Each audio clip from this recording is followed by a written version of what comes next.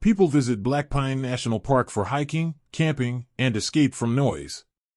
But if you ask the locals, they'll warn you about something else. Something that lives between the trees, something that watches hikers, mimics their voices, and drags people off the trails at night. Last winter, I went camping there with my two best friends, Ryan and Lucas. Only I returned. And even now, when the night is silent, I still hear that thing whistling outside my window. Black Pine National Park sits deep in Oregon, surrounded by endless forests that look beautiful in photos, but hide something unnatural when you step inside. We planned the trip for months. Ryan loved camping. Lucas wanted drone footage for his channel. I just wanted a break from work. We arrived late afternoon. The air was crisp, and the towering pine trees made everything look darker than it was. The sun barely broke through the branches, creating long shadows across the trail. While setting up the tent, Lucas suddenly stopped hammering the stakes. "You guys hear that?" We paused. Nothing. No wind. No birds. No insects.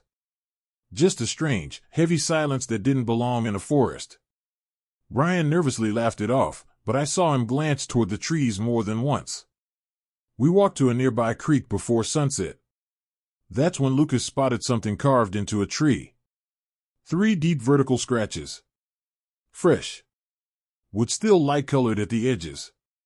"Bear?" Ryan whispered. "No," Lucas said. "Bears leave curved marks. These are straight." It set the tone for the entire night. As the sun set, a fog rolled in, so thick it looked like smoke slithering between the trunks. We sat around the campfire, trying to shake off the uneasy feeling, but none of us said what we were really thinking. Something felt wrong in those woods. Deeply wrong.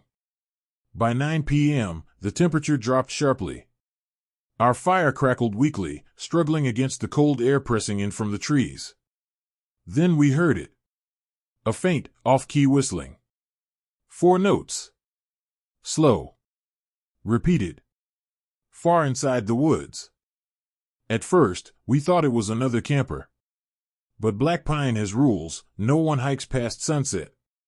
And no one, absolutely no one, wanders the forest without a flashlight. The whistling continued. Same 4 notes. Imperfect. Almost like the person whistling had never heard music before, just the idea of a tune. Lucas grabbed his flashlight and aimed it toward the tree line. For a moment, we saw nothing through the fog. Then, between 2 pine trees stood a tall, thin figure, pale like cold skin. It didn't move when the light hit it. It just stood there, head tilted slightly, like it was studying us. Lucas raised his flashlight a bit higher. And the figure raised its arm, mirroring him. He stepped back. It leaned backward. Not threatening. Not attacking. Just copying. As if trying to understand how humans behave. Lucas dropped the flashlight, and it rolled near the fire. We all watched as the figure slowly lowered its arm, copying Lucas again. Then the whistling started up. But this time, it wasn't coming from the figure. It came from behind our tent. Ryan whispered, "There's more than one?" I shook my head. I don't think so. Because the whistling behind us wasn't coming from a throat. It sounded like someone blowing through hollow wood, artificial, trying to imitate human sound. The figure stepped back into the fog and vanished like it dissolved. We should have left. But fear does something strange: it makes you freeze. And in freezing, we waited too long. Around 1 a.m., I was awakened by screaming, Lucas's voice, full of terror. We burst out of the tent. Fog swallowed the campsite. Our lights barely sliced through it. "Lucas!" Ryan screamed. No answer. But the ground told the story. Long drag marks carved into the dirt. As if someone was pulled lying down, heels digging in. Next to the drag marks were footprints. Not human footprints. Bare, elongated, almost skeletal, with long toe marks that dug deep into the earth like claws. The tracks were spaced far apart. Whatever made them had long legs and moved unnaturally fast. We followed the trail. Branches snapped overhead. Something moved parallel to us in the fog. But every time we shined the light, it vanished behind a tree. 10 minutes later, the trail ended at a clearing. And there it was. Lucas's jacket hung from a branch 20 feet high, swaying slightly. Ryan whispered, voice cracking. "It's playing with us." Suddenly, the whistling returned. But this time, it wasn't one whistle. It was a chorus, echoing around the clearing from every direction. 4 notes. Repeating. Mocking. We ran without thinking. Branches clawed our clothes. Fog choked our lungs. Shadows darted between trees, faster than human. I could swear something brushed against my back. We didn't stop until we reached the old ranger trail, overgrown and used for years. That's when Ryan said something I will never forget. It wanted us to follow. The trail led us to an old ranger cabin, half hidden by vines and snow. The roof sagged, windows cracked, door hanging crooked. But it was shelter. We barricaded the door with a heavy desk. Inside, dust hung in the air. Old papers littered the floor. But the walls were covered in claw marks. Not random. Not chaotic. Words.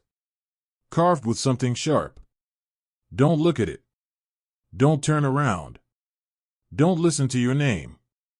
Hundreds of warnings scratched layer over layer. Ryan whispered, something lived here, something that tried to warn people. Before I could answer. Tap. Tap. Tap. Something tapped the window. We froze. Tap tap. Drag. Scratch. I slowly turned my head. A face pressed against the glass. Pale. Eyeless. Skin stretched too thin. Mouth hanging open in a wide, wrong smile. Ryan raised the flashlight. And the creature tilted its head exactly like Ryan did, mimicking him perfectly. Its grin widened. Then it tapped again. This time faster. More excited. Like a child who discovered a new game. Crack. A long fissure crawled across the window. We pushed the desk harder against the door. Something walked around the cabin, dragging its fingers along the wood. Slow. Rhythmic. Deliberate. Like it was circling its prey. We stayed awake the whole night, listening to it scrape the walls, hum broken notes, and whisper our names, and our own voices. By dawn, the sound stopped. But the fear didn't. At first light, we unblocked the door and ran. Trees looked twisted, trails unfamiliar, like the entire forest had rearranged overnight. Fog still hugged the ground, but at least we could see a few steps ahead. Then we heard it. Lucas's voice. Guys, help.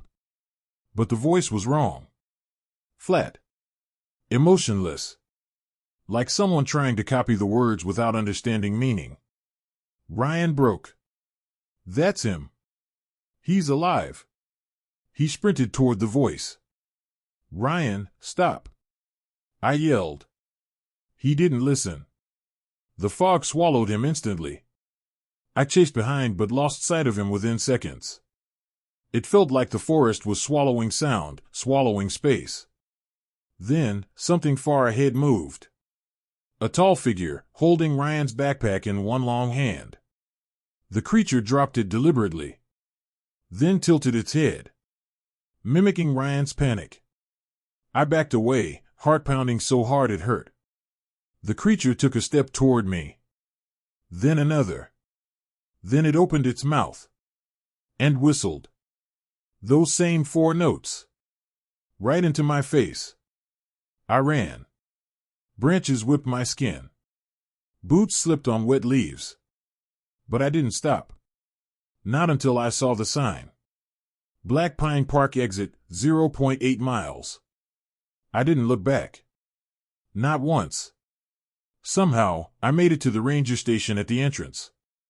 The ranger looked at me like I was insane. They searched for 2 days. Found nothing. No Ryan. No Lucas. No tracks. No signs of struggle. They said fog can trick your mind.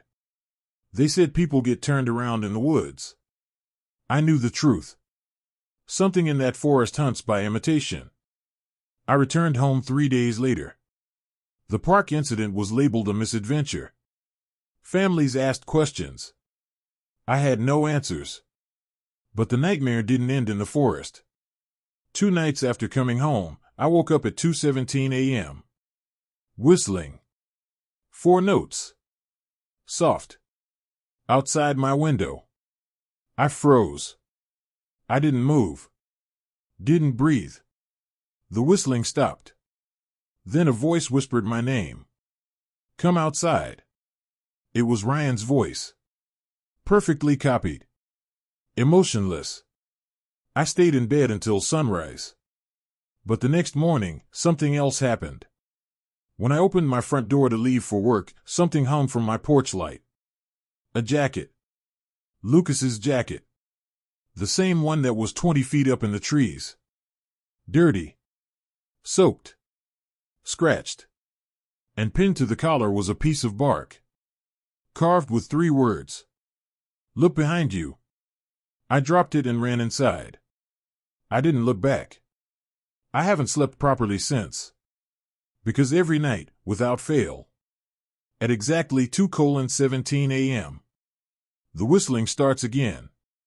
And each night, it sounds a little closer.